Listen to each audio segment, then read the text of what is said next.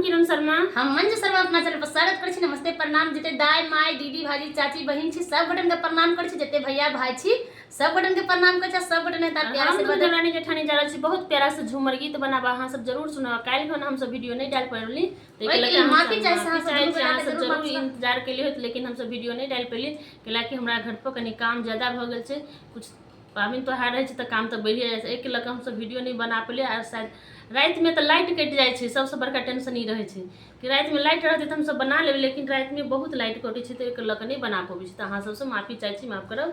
बहुत प्यारा सा झूमर गीत है। लड़का देवर सब के लेल देवर सब बड़ बदमाशी कर छथिन, कन्या के छोड़ के भाभी पर नजर गरे नरसन की कर हलखिन की ओर हलखिन की कलखिन ई नजर कन्या नीचा का करा का बहुत प्यारा सा झूमर गीत लगा से सब जरूर सुनबे, जरूर कमेंट करके बतेबे कि देवर भाभी वाला नोकझोक गीत अहाँ सबके नहीं झूमर गीत केहन लागल हमरा सबके जरूर कमेंट बॉक्स में लिखब। निक लागत त देवर भाभी के रिश्ता में नहीं कमेंट करो, हर हर महादेव ने कमेंट करो लिख कर।